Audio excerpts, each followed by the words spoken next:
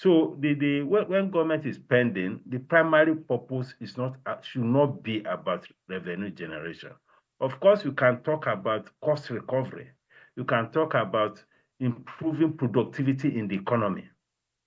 And if productivity increases generally in the economy, then of course revenue eventually comes. But it's not a straight line thing that you are doing this because you want to generate revenue. Indirectly, yes, it will ultimately increase productivity and therefore improve, revenue generation by way of taxation. That for me, I think, is the bigger picture that we should be looking at. And I agree with you, whatever, especially with respect to borrowing, if you are borrowing, there must be something to show for the borrowing.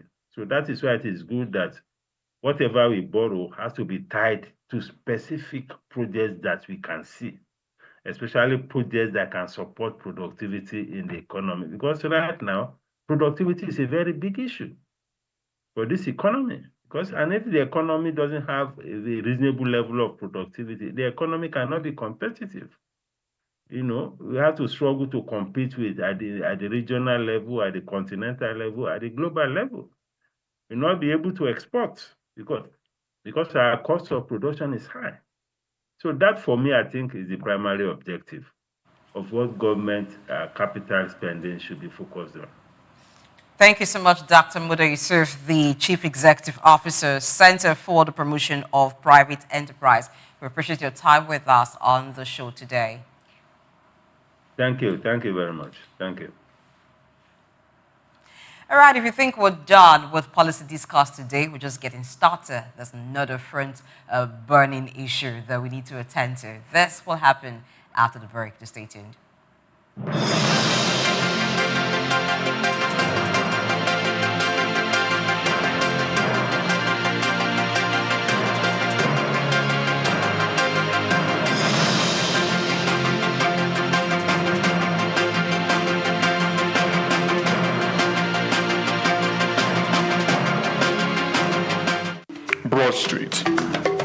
Broad Street, situated in Lagos Island, is steeped in Nigerian history.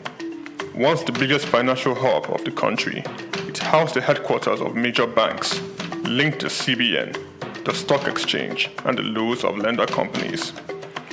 Broad Street is a historically significant street. It has played a central role in the development of Lagos and history, an important commercial and administrative center for the British colonial authorities. It was also a home to some of the city's earliest modern buildings. Broad Street was a residential area in the pre-colonial era. With the British came the Methodist Boys High School in 1878 and the Broad Street Prison in 1882, renamed Freedom Park. The General Hospital, which was a British military hospital, was built in 1893, being the first general hospital in Nigeria. The old British Secretariat building, which is now the Federal Ministry of Justice, was built in 1906. Broad Street has seen a full turn into modern commercial office blocks, complexes, skyscrapers, and markets from the outer marina through Akpombo early into the Adeniji Adele Road. Broad Street is one of the busiest streets in Nigeria on weekdays, where commercial activities take place day and night. From modern buildings to ancient structures, this street gives one a raw dose of life in Lagos. Broad Street is often referred to as Lagos Financial District. It boasts a mix of architectural styles, reflecting its long history, colonial-era buildings, Victorian and Edwardian architectural features, alongside more modern skyscrapers and structures. Broad Street remains a vital, vibrant part of the Nigerian economy. Broad Street. Souq Enlightenment.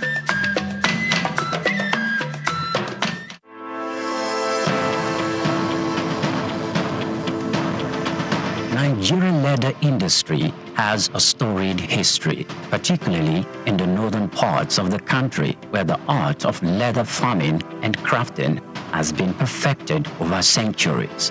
Traditionally, leather was used primarily for functional items like sandals, bags, and saddles, with little emphasis on fashion.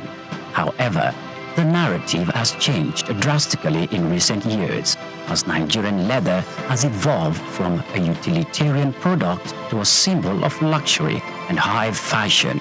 Here is a special report by Bayo Olaoye. The turning point for Nigerian leather came as local designers began to recognize its potential beyond traditional uses.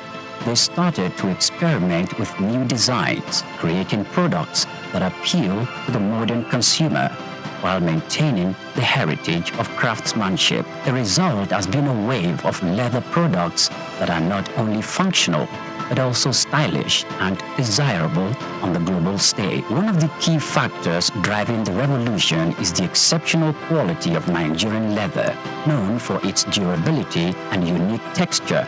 Nigerian leather, particularly from goats and cattle, has become highly sought after by fashion houses both within and outside Africa. This demand has encouraged local artisans to up their game, focusing on quality control and finishing techniques to meet international standards. Moreover, Nigerian leather products have benefited from the global trend towards sustainable and ethically produced goods. Consumers are increasingly turning away from massively produced items in favor of the handcrafted, sustainable alternatives. Nigerian leather made using traditional methods with minimal environmental impact fits perfectly into this narrative. This has opened up markets for Nigerian leather goods,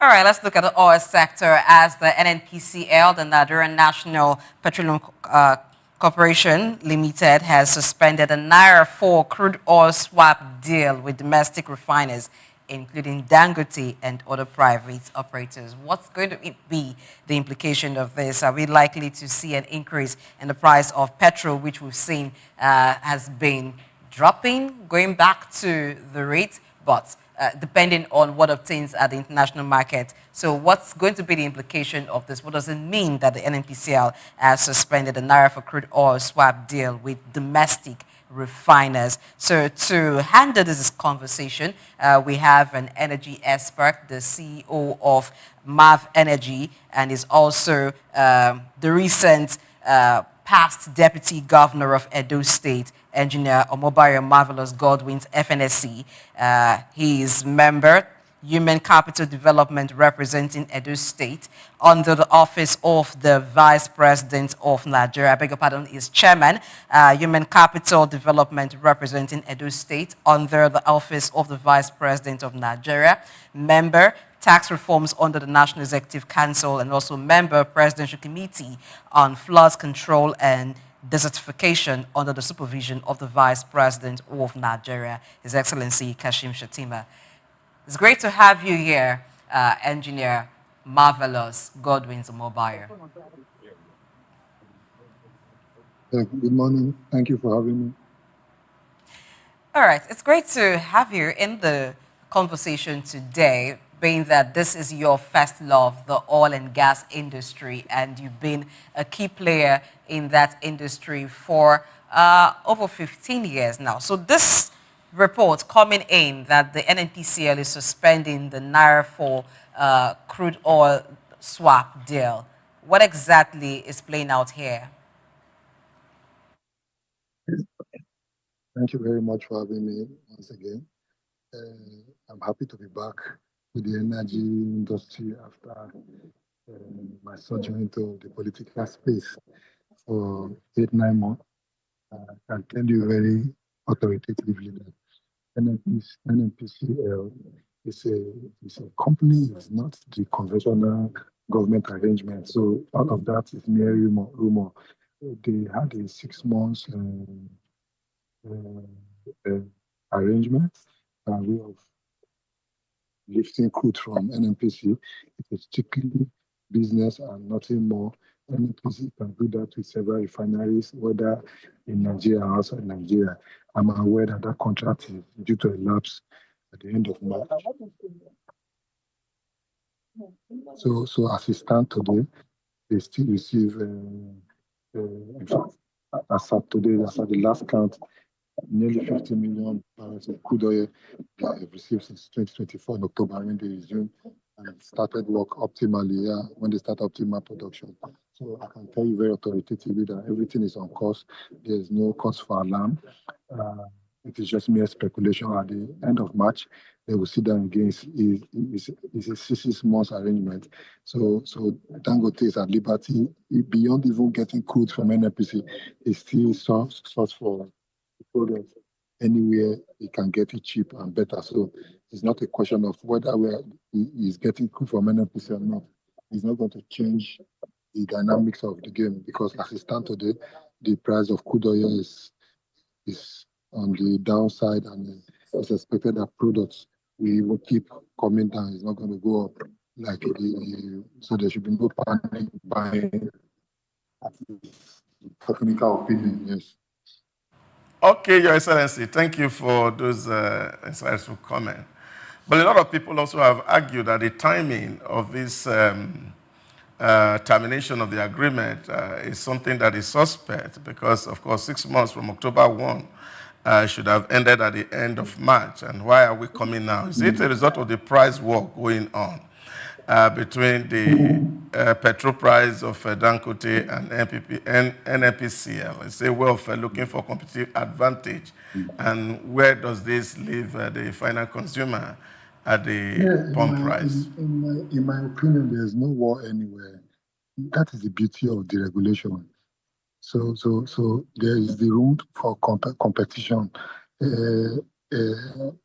Dangote does not have retail outlets, even though they gave out window. Even NNPC retail outlet can also be a part of the window. For example, I know they have an affiliation with MRS. It is not just MRS. You have High Energy, you have AP or Comfort Oil, and a host of them. So it's not it's a quota. So I say that is the beauty. So there is no war anywhere. If NNPC upstream is giving you crude and they're downstream, if they even have, if NNPC is able to import at 600 naira, for instance, they will not wait. You understand? They are going to get it and even crash the price further. So it's good for us, the masses. That's number one. It's on the one side. Number two, this will also speed up the rate at which we are trying to revamp the government refineries. There's been rumor that they've started operation, but that is not. We can't feel that impact just now. So it is a clarion call for them to wake up to the responsibility. So all of this is competition.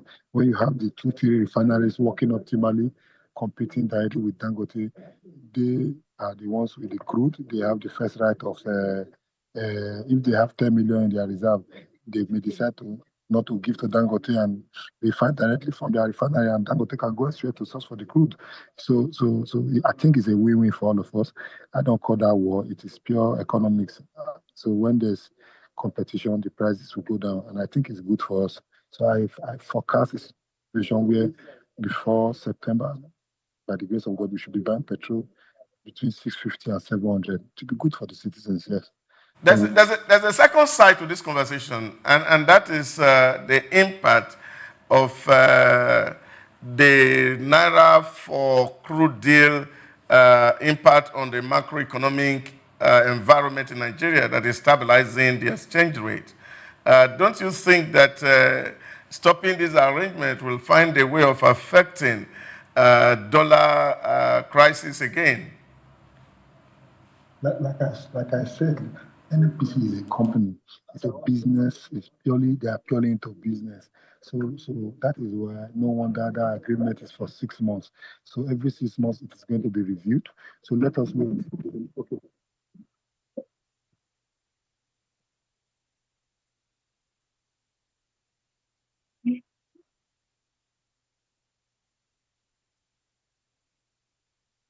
There with His Excellency Engineer Engineer Marvelous Omobayebo. He was reacting to questions on what the implication of this suspension of the Naira for crude swap would be on the economy, given the benefits that have already accrued from it. We'll look into more aspects of the suspension of the Naira for crude oil swap after this break. Stay tuned.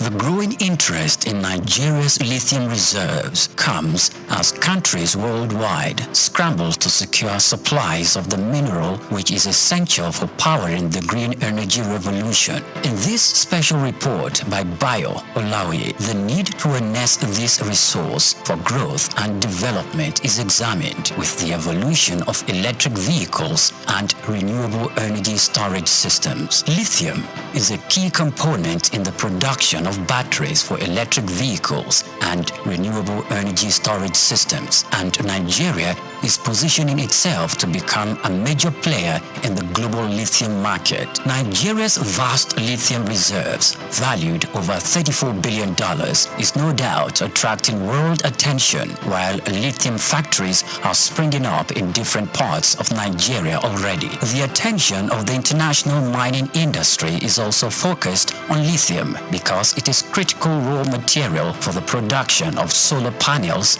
and electric vehicles. Analysts predict that global lithium market could grow robustly over the next decade, driven by the rapid adoption of electric vehicles and renewable energy technologies. Data from a global future market insight showed that the lithium mining industry has emerged as a cornerstone of the clean energy transition, driven by the skyrocketing demand for lithium-ion batteries. The surge in lithium demand is driven largely by the electric vehicles market, which accounted for over 70% of the global lithium consumption in 2024, according to an Iranian-based research firm.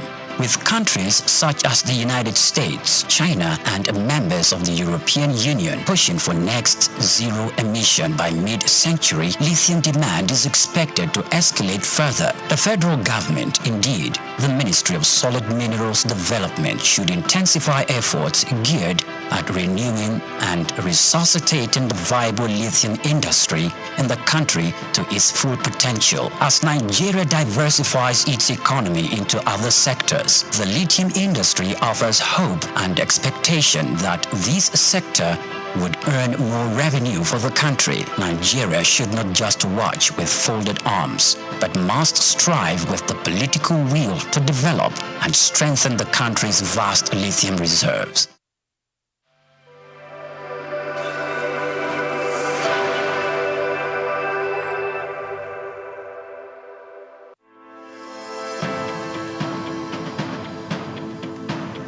Plastic waste is a mounting crisis, but it also presents an opportunity for business and government to lead the vanguard for systemic change. While regulations, corporate initiatives, and citizens' engagement have made progress, much more is needed in how businesses shape consumer behavior, how governments enforce environmental policies beyond rhetoric, and how public perception is managed through strategic communication. For decades, Nigeria's reliance on single-use plastic sachets, bags, and food packaging has grown, driven by affordability and convenience.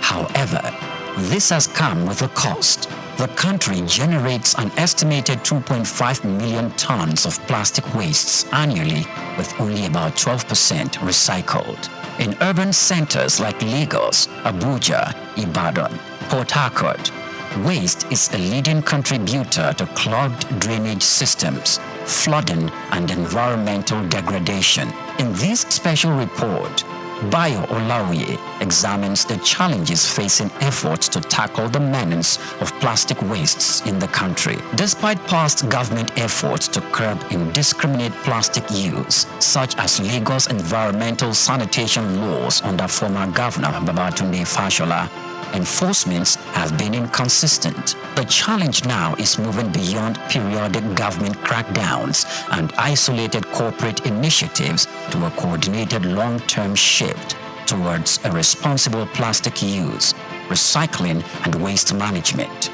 Leading Nigerian manufacturing companies are taking active steps to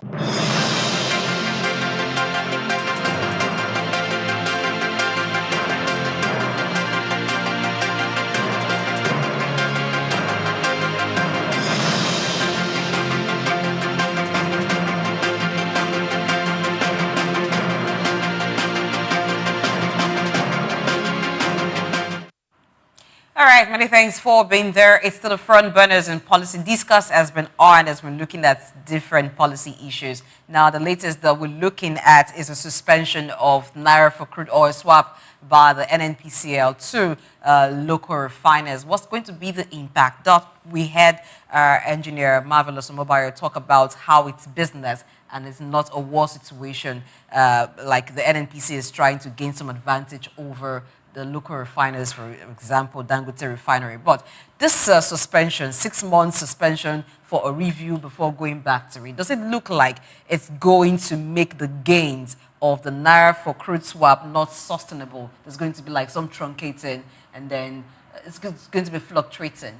It was unfortunate that we lost Omobola on the conversation. The point I was actually trying to raise was the fact that timing is quite important, especially when you bring it out information. And just last week, a lot of people are saying Dangote is giving NNPC money for their run because petrol was selling at 9.25 on Dangote, and NNPC was selling at 9.45. And then all of a sudden, boom, Dangote is selling at 8.60. And then 1 week later, we saw NNPC coming to 860. So there seems to be the one dictating the forces in the market. And a lot of people wondering as to why NNPC, which of course is a national institution, should have been the one driving this goal of price reduction. Also given the fact that they have told us that their own refineries are working. Now, but we look at the substance of the release or the letter that was sent was the fact that, number one, they said, of course, the agreement was for 6 months. Nobody argued that. It took off in October 1. So if you look at it from your hand, this is just February, March. It should end by the end of March. We agreed. So at least we would have been waiting for the end of March for this news to come out. Secondly, they talked about that they have crude swap arrangement that was going to end in 2030. But we also know that this crude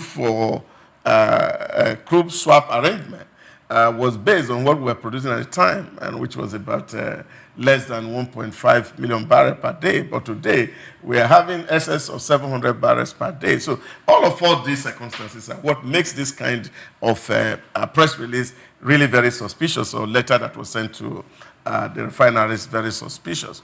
But that said, is also to find that earlier on we were looking at the economic issues. And one of the issues that we talked about was the fact that the Naira is stabilizing. And one of the reasons why, of course, everybody seems to agree that the Naira has stabilized was the fact that we were not spending dollars to import crude, especially for the Dangote refinery. Question to ask is, has NNPC also find out with CBN that we have enough dollar now in case we have to import crude? Because this has to be sourced locally, because it will have a way of impacting the FS market.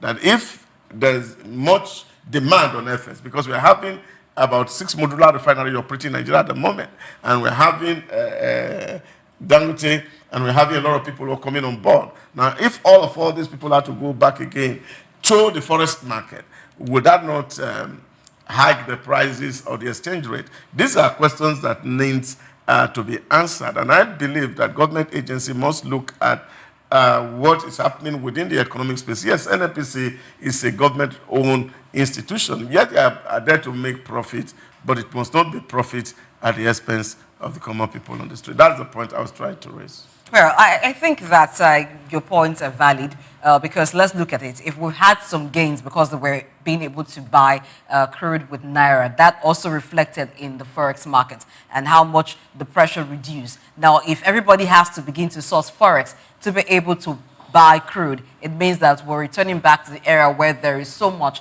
of dollar scarcity or forex scarcity, as the case may be. And I think that the advantage that the local refiners were beginning to have over the importers, because that they were paying in Naira, and then the importers were paying in dollars and actually importing in dollars as well. That advantage seems like it's going to be eroded with this suspension now. Though it's 6 months, but in 6 months a lot can happen. So if this gain started to culminate gradually, and then it got to this point where we're seeing that prices do drop, prices go up a bit, before you know the prices drop again because the local refiners are sort of having a way to breathe. Now, if they are pressured to, because they also have to think about how to shore up the deficit, because NNPCL is not even selling to them the right amount that they need. For the Dangote refinery, for instance, they're getting about 350 when they have a 650,000 barrels production capacity. So they have to buy elsewhere. And then when they're buying in Nigeria, they also have to pay with dollars. So I think that competition we're beginning to see, that growth and reflection of the deregulation of the sector sort of will be eroded, even if it's going to take another 6 months for we to come back to that system. But I think the NNPCL should review that model of 6 months off, 6 months on. At the end of the day, it waters down the gains. See, these are just technical analysis and every other excuse to put in place to try to confuse the whole situation or to divert our attentions away. We are making little gains because of the local refineries' access to crude, not with foreign currency, not with dollar, but with the Naira. And these gains are beginning to show their faces little by little. And now we have another policy somersault, which is now coming into place. It's going to suck away this gain, and we'll be back to square one. Why? For what purpose? Or what economic advantage do we start to gain by reverting to local refineries purchasing the product with dollars? What advantage do we gain? Well, there are many questions I had in mind to ask him. There are many questions I had in mind to ask him, but because of time, and we couldn't stay. So we'll move the conversation to another time. But for today, that's all that we will take. Yes, there have been several messages from women. Remember, it's Women's International Month, so it's not surprising that women chose to be very active today on our platform, and they chose to send messages directly asking for more interaction with Natalie Torin.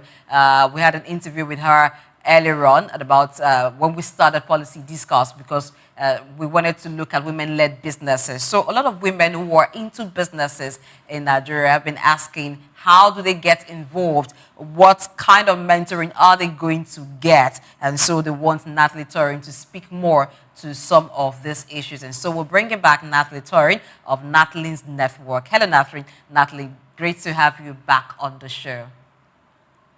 Hi, Blessing. Thank you very much for having me today.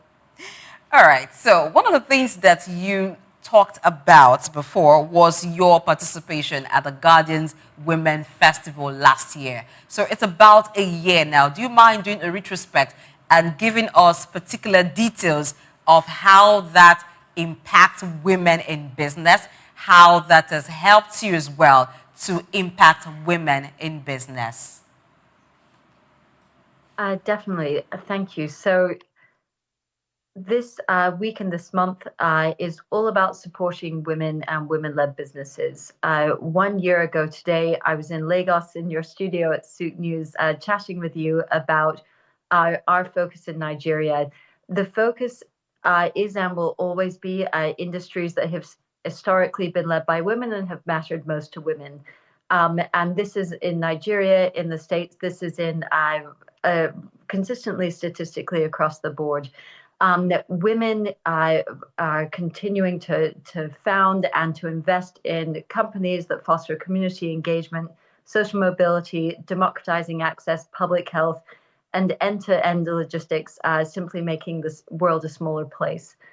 So just going back to the Guardian Women's Festival last year, when I was in Lagos there with you, this was a really incredible event. I was working at the time with a company called Dunhill Ventures. Dunhill Ventures was founded by a great friend named Piers Dunhill, and we were hosting an Invested Women conference called Raising Impact at the Federal Palace in Lagos. We were also sponsors and speakers at the Guardian Women's Festival last year, which is now happening again this week on March 14th. So our entire week in Lagos was arranged end-to-end thanks to Anita Ibru and her team at The Guardian and Baba Jale Pega of EMC3 Events. Shortly after our event, Baba actually arranged the official visits to Nigeria from the UK for both Harry and Meghan and for Tom Parker Bowles as well. All right, now, so since we're already talking about women taking up action in leadership roles, let's look at the challenges and opportunities for women in business. They want to hear it from you as someone who's been there, you are still there. Well, it's a pretty well-known statistic that VC funding for women-led businesses still stands at less than 3% worldwide. We can always bring attention to this, but what is most relevant is to be able to set actionable targets and realistic goals to say, what can I do as an individual to help one person, and what can that person then do to pay it forward as well? So yes, it's definitely a challenge, but the opportunity to build a community here is pretty great as well. Okay, as an investment expert, Natalie, what are the challenges and opportunity or the trend of investment for women? I think the challenge as well as the trend right now is cross-border integration and focusing on alternatives. There's a great expression in London that everyone is fishing in the same pond.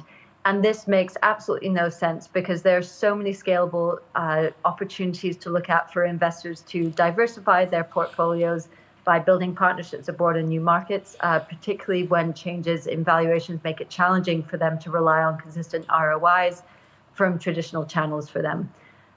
Real wealth creation is often successfully constructing a business in a particular field of expertise that you can then replicate in different markets based on what you can do to add value locally, not what you want to sell to people. So when I was here in Lagos with Dunhill last year, I was fortunate to meet so many amazing women-led companies and companies focused on making a real impact for women in the fields we discussed previously. So today, I'm still working with family offices. I also run an educational platform for investors to share their personal perspectives on particular fields and why they think it's a good time to look at allocating in those fields based on geopolitical situations. Your network is your net worth, as they say, and for this reason, I also host a peer-to-peer mentorship community for women called Natalie's Network, where you can volunteer to share your skill set as an investor and a founder with other women. If you're interested in learning more about Natalie's Network, please contact me on LinkedIn with the subject line Souq News Nigeria. Okay, thank you very much. Now, if we are to look at it from that perspective, you talked about cross-border conversations, the effects. All right, what he was trying to say is that you are a mentor and you mentor people across borders. So if we're looking at mentorship, are you doing any work along the lines of, along this line, providing mentorship for women in business? And is your mentorship restricted to a particular area or continent? Speak to us about the mentorship that you provide for businesses. My experience has been working in investment management, primarily in the UK.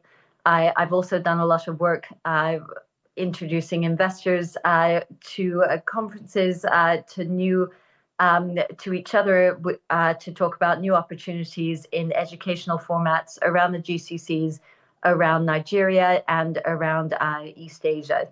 Across the board, everyone is looking for the same things. This is funding and customers. They're pretty universal goals for any company. This really starts with education, advice, introductions, and a holistic community where you can gather perspectives from cross-border industry leaders and really learn from each other and how you can add value. Sam Altman, the CEO of OpenAI, recently said in AfriDigest that Africa will be the most important market for so many companies for decades to come. I would add to that that Nigeria will continue to be the most important gateway to Africa, particularly for US companies coming to the region for the first time, and for UK companies expanding here due to close political and cultural ties. All right, now, so what type of businesses are you working with in this regard? Outliers, and that is completely industry agnostic. So this can be healthcare, infrastructure, even film, and community engagement as a business, and also community engagement as a platform for any type of business. So the most important thing is to find how we can support women from the ground up, whether they're building a company as a founder or they're looking to share their perspective as an educator from being there doing that themselves. So have there been some Nigerian businesses that you've worked with over the last 1 year? Nigerian women-led businesses. Yes, so I would like to take that time to jump back to my time at the Guardian Women's Festival and also the Raising Impact Invest in Women Summit that we hosted this week last year. We spoke to some incredible companies, equally so companies looking to enter the Nigerian market, and also companies in Nigeria at growth stage that were looking to expand out to new regions. A shout out to a few companies that we spoke to during that time that are continuing to expand today. There's Ali Young from the Game Herds. This is the world's largest gaming community for women. This company was coming from the US, and already at least 10% of its market share is in Nigeria. Anita Nuaje from Wella Health, which is bringing lower cost health insurance to over 300,000 subscribers. A health insurance company reaching a new market has an obvious exit strategy. So that's something that's very easy to look at. Ashley and Sam Emanuel from Semicolon, who created an upskilling course marketplace focused on local knowledge in Nigeria and attracting regional talent. And Mamadou Toure from the Ubuntu tribe, who was democratizing the tokenization of gold assets. Okay, so earlier you mentioned that if women or women-led businesses want to reach out to you for mentoring, they could reach out to you on LinkedIn with the subject Souq News. Would you mind giving that again so that they would understand that the subject line is Souq News TV? What else comes under it so they can get your attention and work with you? Because from the response that we got after we talked the first time, it seems many women are interested in working with you. Thank you. It would be great if you could reach out to me on LinkedIn with the subject line Souq News, Souq TV News Nigeria, and just tell me a little more about your business and what you're looking to accomplish over the next year. Okay, so Natalie is Souq News TV. Once they put the subject line as Souq News TV, you definitely know that they saw you and they saw you on Souq News TV and they want to work with you. That would be great. It's great talking with you, Natalie Turing of Natalie's Network. So for all women who are doing business and looking for someone to hold their hand and walk them through the roads, yes, Natalie is offering to do that, and you can take her up on that offer. It's time for us to hear from you. We heard from you before, and that's why we had to do this. So let's hear more from you on Post and Perspectives with Swift at the return.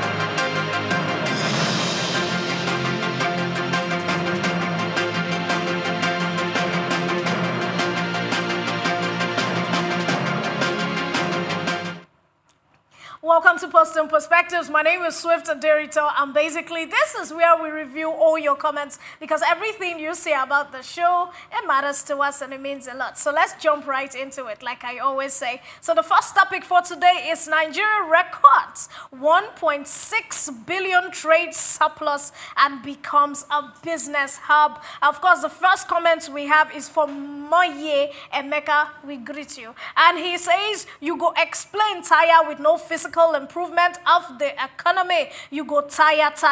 If the country is working, you don't need any explanation. It's clear for the blind man to feel. And the next person has to be JJ of Lagos or JJ of Lagos. He says, when you don't understand economics, you clap at this. When in reality, the purchasing power of people have been crushed.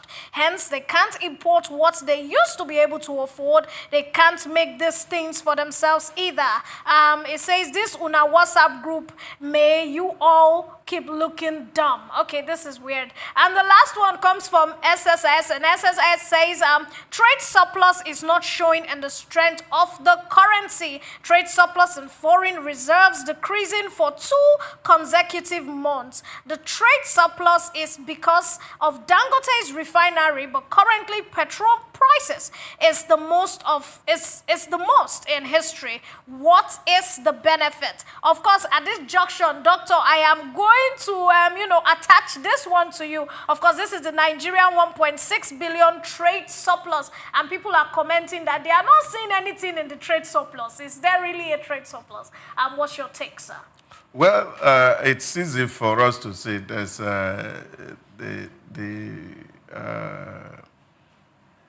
facts are out there. Like I said, you go to the petrol station today, you buy petrol at 870. Yes. So you can't say you are not seeing it.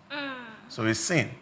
You used to buy a bag of rice about 2 or 3 months ago at 105,000, 94,000. Today it's 83,000.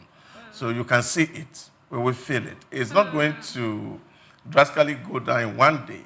The truth is that we see that things have gone up in this country and they have never come down.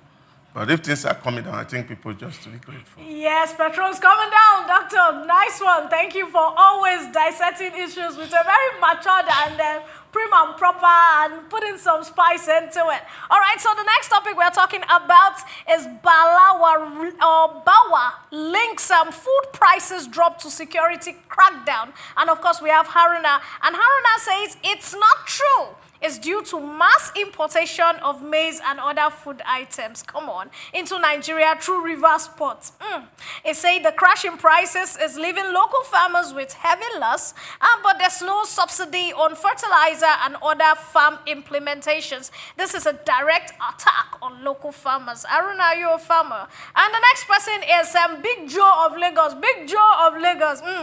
Okay, you say Bola is doing African magic, using fake statistics to paint El Dorado while the masses are eating ratio 0:1. Okay, and of course, Annie, how you doing? And thank you for always being here. Annie says, personally, I think Nigeria's 2025 budget seems promising. With a clear, straightforward plan, the proposed deficit of 14 trillion naira may be manageable if the government's borrowing strategy works out. The completion of the Dangote refinery and the end of fuel importation by NLPC are significant positives. Yes, the beautiful blessing who I always like to, trigger a little. Talking about the positives from the NNPC and all that for what Annie is saying. And do you agree with her? That there are positive sides to it? Yes, to your budget. It's your budget because you're always analyzing 25%. I call it your budget, yes. Well, I wish it was my budget. So it happens not to be my budget. It's the budget of is Nigeria's fiscal budget for the year 2025. Well, I'm sorry there's nothing to trigger here because that suspension, it's like a back and forth. Yeah. Really, because you make some gains and then you suspend it for 6 months. In 6 months, what happens? What is what is down the gains that you've recorded over the past 6 months? So at the end of the day, it feels like, why do it at all if you're not going to continue with it? If there was no progress with Souq, it's been evaluated and then there's been no progress. But so far there's been progress. We've seen how the progress is not just in the oil sector, it's also playing out in the forex market. So I would expect that perhaps the NNPCL look at it again and streamline what they do. If you want to do this, by all means, let's help the local refiners to grow. I understand that forex is also needed by the government. The foreign reserve also need it, and but let's look at the widespread effect. Do we want to make that sacrifice just to grow local capacity, local refining capacity? Would the economy be better for it at the end of the day? I think those are the questions that NNPCL and the federal government should be asking. That's what I love about Blessing. Blessing has a way of throwing these questions back into your face while she explains. So, food for thought. You get to think about it. And of course, the last topic for the day is NNPCL suspends Naira for crude deal, and somebody is here. Tama comes up and he says the lack of stability in the policy environment is one reason why foreign investors are reluctant to invest in the country. Are you sure? He says it will drive up demand foreign exchange and it will further weaken the value of the Naira. They are doing all this probably because Dangote reduced the pump price and and it is difficult for them to compete with their imported products. Well, that's a good one. They just want to frustrate him so he will not be able to further drop pump prices. And Udochukwu, I greet you. You say since NNPC is selling locally drained crude oil to Nigeria in USD, I can as well sell my locally processed gari in USD. Okay. What is good for the goose is good for the gander. Nice one. So coming back to you, Mr. Priye, the man who is always having 1 million questions to ask me and sitting comfortably. What do you think about Udochukwu saying he too wants to start selling gari in USD now? Okay. First of all, I'm good. Let me first of all take you back to, I tried to read out some data earlier on when I was talking about Lagos State Governor, who is the current president of the Federal Republic of Nigeria, that when he was governor, the IGR of Lagos was 14 billion. Wow. There are other accounts and presentation of data that said it is not 14, it is 600 million naira. Okay. So 600 million naira, 600 million naira. And so, leaving that, I want to just straighten the records concerning that. Now, leaving that, coming to this, I think there's this rhetorical question I asked, first of all, when we're handling this issue. Where do we gain? What are we gaining by refusing to sell crude oil in Naira to local industries, to local refineries, than to sell it to them for the dollar? What do we gain? They need to tell us what we are gaining. Because when we sell for dollar, you compare the dollar to the Naira. So where would the pendulum swing to? Very high price purchase. It's all the little gains that the government has made so far because it involved in this Naira swap deal with petrol. It's going to nullify it completely. And Nigerians should be ready for another hike in food stuff and in transportation prices, because petrol might go back to 1,000 naira, if not more. From your school of thoughts, let's hope that you are not the final pendulum to swing to this. Ladies and gentlemen, I'm about to run off, but you know the way I always do. I don't leave you alone. I hand you over to Honorable Chooks, who knows everything about sports and gives you that information. My name is Swift Oderito, and like I always say, see you at the top.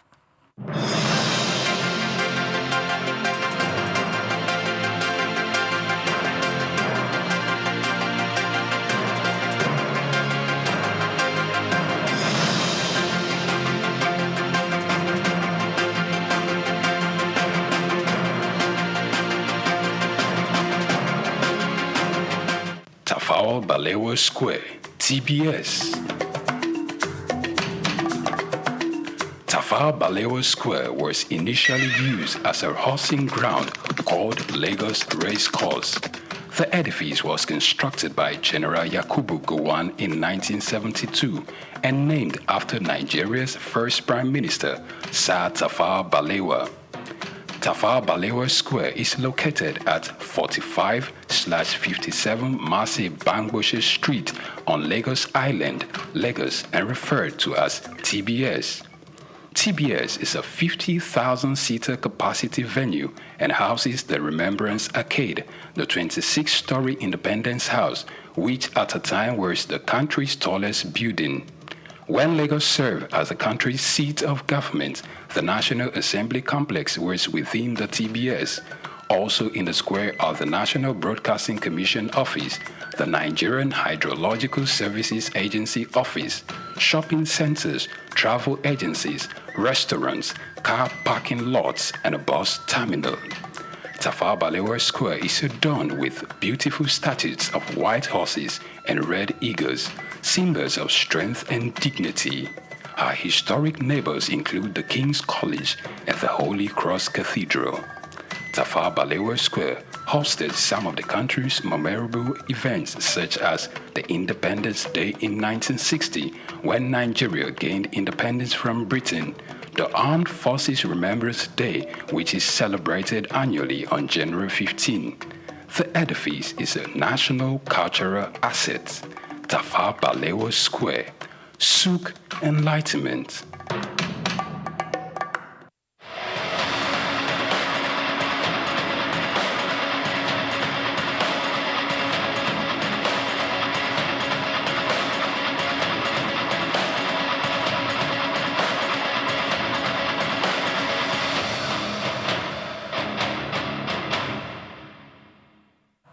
Hello and welcome to your show. It's that time of the day where we talk business, money in sports. My name is Souq, John Rogers Souq, and welcome to Souq Sports. Thank you to everyone that has graced front burners today. So let's hit it going. For everyone that went to school or you thought of going to school or you passed through one particular formal education or the other, give back. We're talking about no other but Steph Curry, Golden State Warriors Steph Curry. He's gone back to his alma mater, Davidson. And he is, as we speak, the assistant GM of their basketball team. And this is the sole aim. They are trying to raise 8-figure fund for the team. So do your calculations and see what that looks like. Doc, please leave your calculator alone. Now, he happens to be one of the first active players that is currently in administration in the college. Now, let's get to somewhere close to marketing. Someone is wondering. Liverpool, they pulled the wool off someone's eye. That's one of the best kept secrets this particular season. As I speak to you, Liverpool will be signing, they've signed already, they just announced it, with Adidas. Bye-bye Nike. So come next season, you will see Adidas, clothing Liverpool. Every of their kit will be Adidas. So their deal with Nike comes to an end this particular season, 2024-2025, and that deal we heard is about 5 years and is worth £65 million every year. Now, that puts them in the league of Arsenal, Man City, in that fund generation for the year. Let's go straight to motorsport. FIA, that's International Automobile Federation, they will take ownership of the operations of the World and European Rally Cross Championships from this year going forward. So more money, more brokers, right? FTA, congratulations to you. I know this is what you've been gunning for a very long time, so congratulations to you. Let's get to cricket. Unilever, they've done it again. For every woman out there, we still say congratulations and International Women's Month or a whole month to you. So Unilever is coming forward and they will be one of the major sponsors for international cricket going forward. Congratulations to them. Now let's get to where the money is, the real big money, NFL. Buffalo Bills quarterback Josh Allen. That's a name every babe should try and memorize. Josh Allen has signed a new contract, and that is up to 2030. Now listen to what is worth. $330 million. Now I get to ask, are we in the right profession? You can't hear that amount of money for so short a time, and you won't look or flinch. Congratulations to him. That makes him the highest paid NFL player in history. Quote me anywhere. Congratulations to them and every person that is looking forward to this kind of contract and this kind of bills. My name is Souq, John Rogers Souq. I have to stutter at that amount. I'll see you tomorrow. Be nice.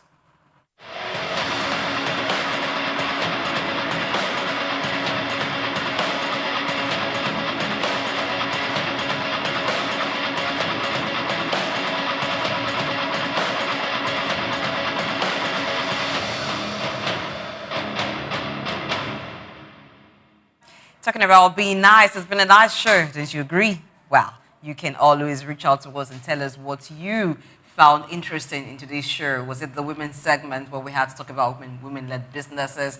Was it the part where we talked about how the federal government of Nigeria is going to be very innovative in strategizing to bridge the funding gap in the budget? Was it the suspension of crude naira for crude oil swap deal by the NNPCL? What did you find most interesting in the show?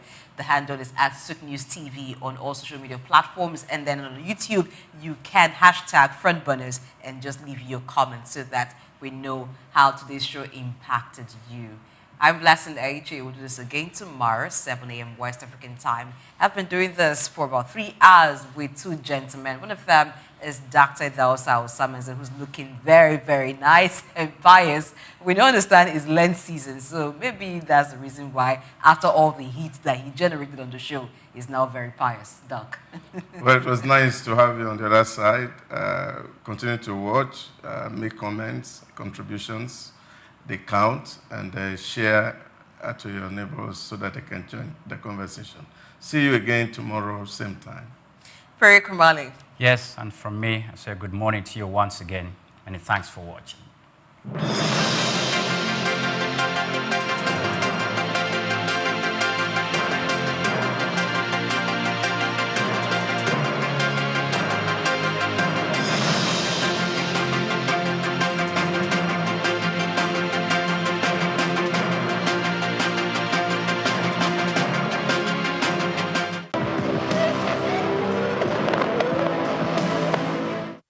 Nigerians aspire for the fruits of democracy to manifest in quality infrastructure and investment in human capital development.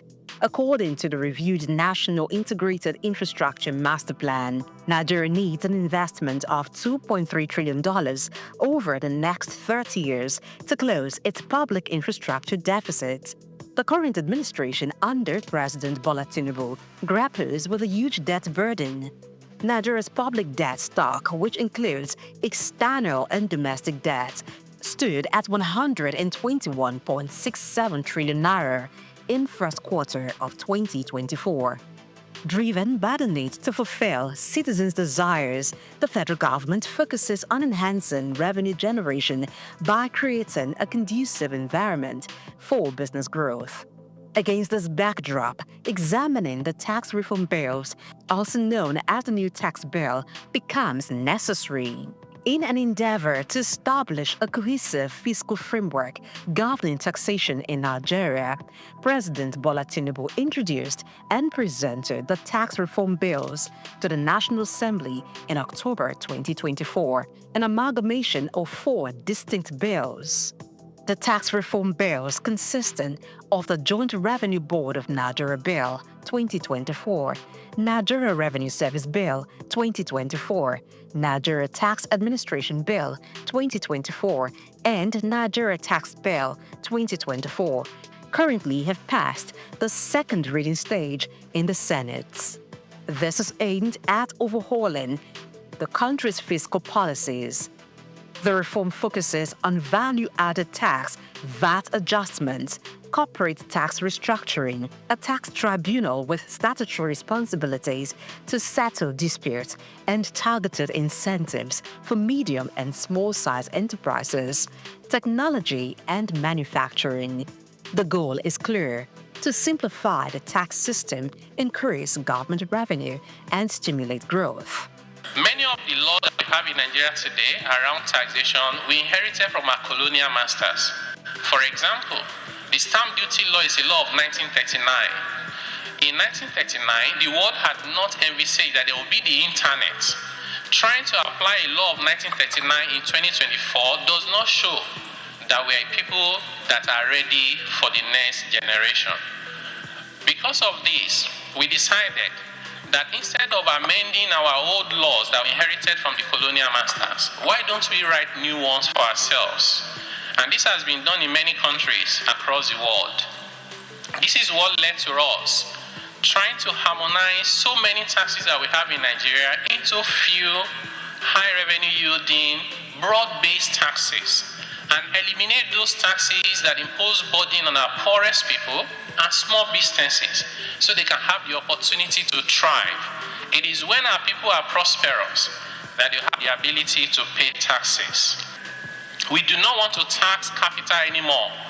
We do not want to tax investments. We do not want to tax poverty. Of course, we do not want to tax seed. We will wait and tax the fruits when people have invested and they are making prosperity. Let's briefly delve into the provisions of the new tax reform bills. The bills propose a change to the distribution of value-added tax, VAT. It recommends 10% for the federal government, 55% for state, and 35% for local government councils.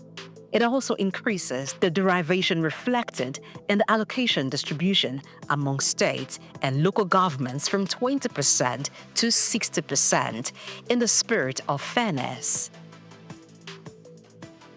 The reform bills advocate zero VAT on exports and essentials such as food, education, healthcare, renewable energy, rent, and public transportation.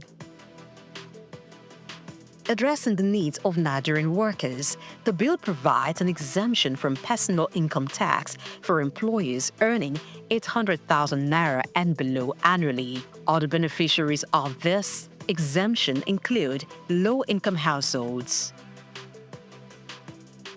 To make the business climate more favorable, particularly for small businesses, the bill proposes a tax exemption of 50 million naira annual turnover for small businesses, doubling the 25 million naira turnover earlier recommended by the Taiwo Oyedele-led Presidential Committee for Fiscal Policy and Tax Reforms. This section of the bill also grants tax relief to small businesses with total assets of 250 million naira, broadening the scope of beneficiaries. This serves as an economic stimulus for vital economic sectors and enables growth. To tackle the issue of multiple taxation, the bill proposes a reduction in the current company income tax to be implemented in two phases, 27.5% in 2025 and 25% in 2026. Furthermore, the bill introduces a 4% development levy payable until 2029. Subsequently, by 2030, the development levy will decrease to 2%, designated solely for the Nigerian Education Loan Fund. As a result, the new tax bill phases out the 2.5% education tax, 0.25% National Agency for Science and Engineering Infrastructure tax, and 1% National Information Technology Development levy, aiming to consolidate the various taxes and levies companies pay. The new tax bill emphasizes the importance of registering and utilizing tax identification number TIN to improve tax compliance and data collection. The bill serves as an update to tax laws reflecting current developments. It addresses the rise of digital businesses and emerging sectors, ensuring